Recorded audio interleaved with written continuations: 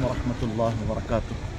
अल्हम्दुलिल्लाह agent Aamir Kalimi tour मुर्दहल्ली Bangalore से हमारा काफ़िला इराक़ की मुक़द्दस सरज़मीन पर अल्हम्दुलिल्लाह आया हुआ है। और आज हमारी ज़ियारतों में सबसे बड़ी ज़ियारत हज़रत सय्यदना अय्यूब अलैहिस्सलातु वस्सलाम, अल्लाह के पैगंबर हैं।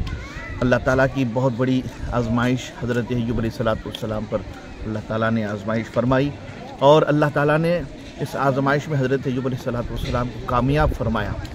और 17 साल तक आप अल्लाह की आज़माइश में जो रहे तो अल्लाह ताला की बारगाह में बस यही दुआ फरमाते रहे कि रब्बी अन्नी मस्सनी अद्दुर व अंत अरहमुर राहिमीन, ऐ मेरे रब मुझे तकलीफ़ छूली है। ये नहीं फरमाया कि तूने तकलीफ़ दिया है। अल्लाह अकबर, क्या मोहब्बत का जुमला है, क्या प्यार का जुमला है। और रब्बी अन्नी मस्सनी अद्दुर, ऐ अल्लाह मुझे तकलीफ़ छूली है, वो आ गई है।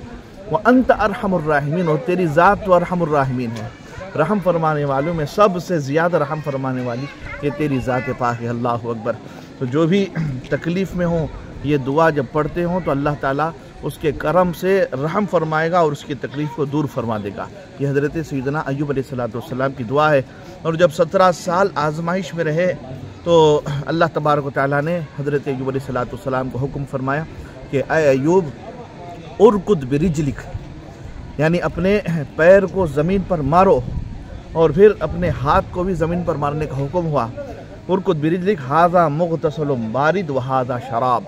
अब ये आप जो कुआं देख रहे हैं, हज़रत अय्यूब अलैहिस्सलातु वस्सलाम ने यहाँ पर अपने मुक़द्दस पैर से, अपने पाँव मुक़द्दस से आपने यहाँ पर ज़रब लगाई थी। और जो वहाँ पर जो कुआं देख रहे हैं, ये जो कुआं है ये हज़रत अय्यूब अलैहिस्सलातु वस्सलाम ने अल्लाह ताला के हुक्म से वहाँ पर अपने दस्ते पाक से ज़रब लगाई। तो यहाँ से भी एक फव्वारा चालू हुआ और वहाँ से भी एक फव्वारा चालू हुआ। अल्लाह ताला ने फरमाया हाज़ा मुग़तसलुम बारिद व हाज़ा शराब। इस कुएँ से आप अपने जिस्म पर पानी डालो और नहा लो और उस कुएँ से आप पानी नोश करो। तो हज़रत अय्यूब अलैहिस्सलातु वस्सलाम ये पानी जैसे जैसे जैसे आपके जिस्म पाक पे पड़ता गया, पहले उस कुएँ से पानी आपने नोश फरमाया और इस कुएँ से आपने गुस्ल फरमाया।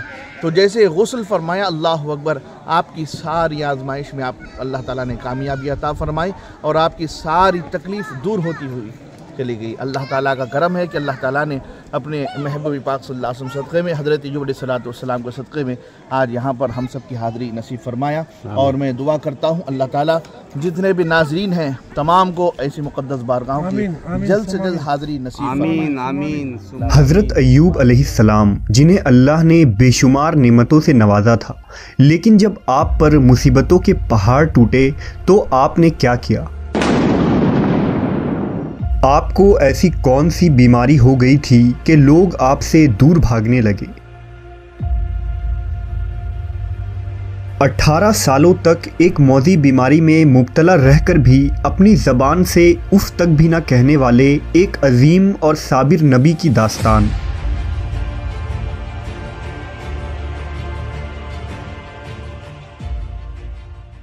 हज़रत अय्यूब अलैहिस्सलाम का अबरानी नाम ऊब था, जिन्हें तौरेत में जॉब कहा गया है।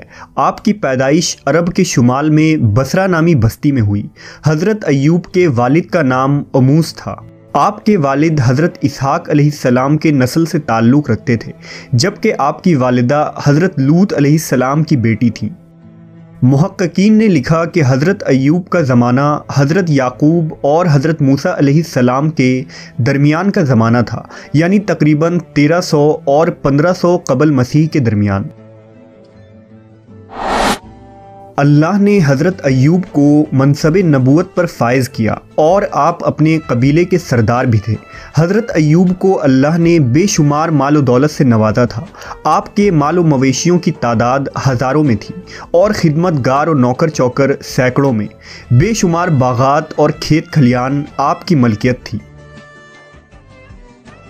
अय्यूब अलैहिस्सलाम निहायत ही फैयाज़ और सखी इंसान थे। गरीबों की अमदाद, फ़ुकरा व मसाकीन की आनत, बेकसों की दस्तगीरी, बेवाओं और यतीमों की कफ़ालत, मज़लूमों की फ़रियाद रसी और आम लंगर खिलाना आपका सबसे पसंदीदा अमल था।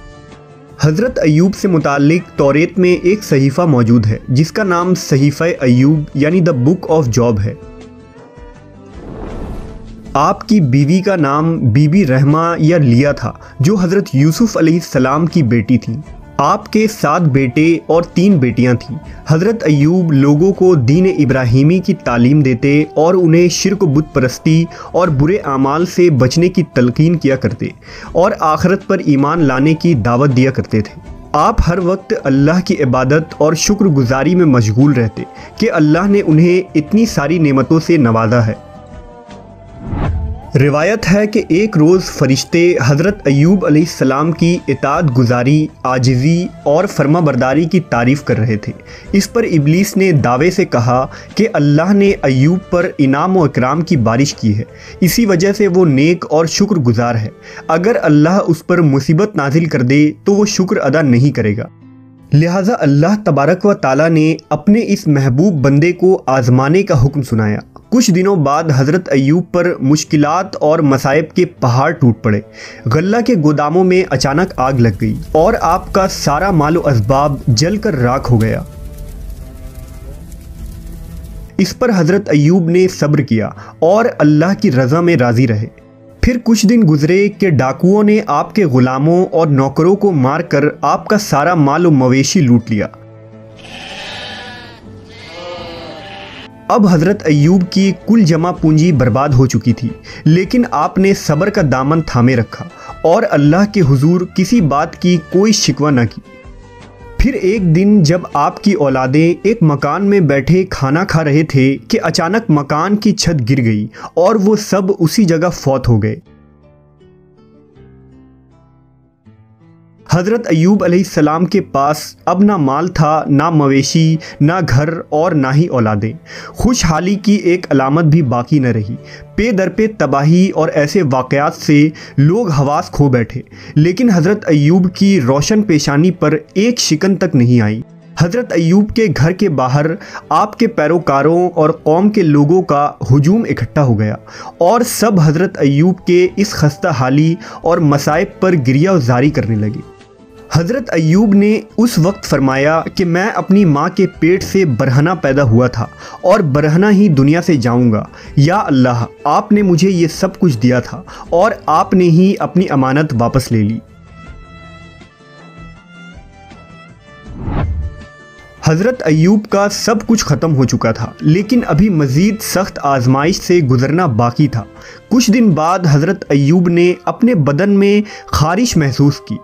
آہستہ آہستہ یہ خارش ایک موذی بیماری میں بدل گئی۔ آپ کے پیروں کے تلوے سے لے کر سر کی کھال تک سارے جسم پر تکلیف دہ بڑے بڑے پھوڑے نکل آئے، جن میں ٹیسیں اٹھتی تھی تو آپ درد سے بے چین ہو جاتے تھے۔ آپ راکھ پر بیٹھے رہتے اور راکھ جسم پر ڈالتے رہتے تھے۔ اس موذی بیماری اور پھوڑے کو دیکھ کر حضرت ایوب کے عزیزوں اور رشتہ داروں نے آپ سے قطع تعلق کر لیا۔ لوگ آپ سے الگ ہو گئے اور آپ کے پاس آنا جانا بند کر دیا۔ اس مشکل وقت میں صرف آپ کی اہلیہ آپ کے ساتھ رہی۔ آپ کی زوجہ محترمہ نے بیمار شوہر کی تیمارداری میں کوئی کسر نہ چھوڑی، محنت مزدوری کر کے اخراجات پوری کرتی رہیں اور حضرت ایوب کی خوب خدمت کی۔ لیکن بیماری دن بدن بڑھتا چلا گیا۔ اسی دوران ایک دن شیطان ایک طبیب کی شکل میں حضرت ایوب کی بیوی کو ملا۔ انہوں نے اسے طبیب سمجھ کر علاج کی درخواست کی تو شیطان نے کہا، میں ان کا علاج کر دوں گا، لیکن اس شرط پر کہ اگر ان کو شفا ہو جائے تو یوں کہہ دیں کہ تو نے شفا دی، میں اور کچھ نذرانہ نہیں چاہتا۔ حضرت ایوب کی بیوی نے آپ کو اس طبیب کے متعلق بتایا تو حضرت ایوب نے فرمایا کہ وہ تو شیطان تھا، میں عہد کرتا ہوں کہ اگر اللہ مجھ کو شفا دے تو میں تجھ کو 100 قمچیاں ماروں گا، کیونکہ تو اس کی باتوں میں آ گئی۔ حضرت ایوب کو بہت رنج ہوا کہ میری بیماری کی وجہ سے شیطان کا یہاں تک حوصلہ بڑھ گیا ہے کہ اس نے میری ہی بیوی سے ایسے کفریہ کلمات کہلوانا چاہا جو کفر و شرک کے الفاظ ہیں۔ اسی طرح وقت گزرتا رہا، آپ کی تکلیف بڑھتی چلی گئی، جسم کا کوئی حصہ بھی پھوڑوں سے محفوظ نہ رہا۔ حضرت ایوب شہر کے ایک ویران کونے میں جا بسے۔ اس مشکل وقت میں بھی آپ ہر وقت اللہ کی عبادت اور شکر ادا کرتے اور ہر وقت زبان پر اللہ کا نام ہوتا۔ اب تکلیف اتنی زیادہ بڑھ گئی کہ آپ کا گوشت جسم سے جڑ چکا تھا اور صرف ہڈیاں اور پٹھے رہ گئے تھے۔ ایک دن آپ کی بیوی نے کہا، اگر آپ اللہ سے دعا کریں تو اللہ اس بیماری سے آپ کو ضرور نجات دلوائے گا۔ آپ علیہ السلام نے جواب دیا کہ اللہ نے 70 سال تک مجھے صحیح و سلامت رکھا، اب کم از کم 70 سال تک تو میں صبر کر لوں۔ یہ سن کر ان کی بیوی خاموش ہو گئی اور رونے لگی۔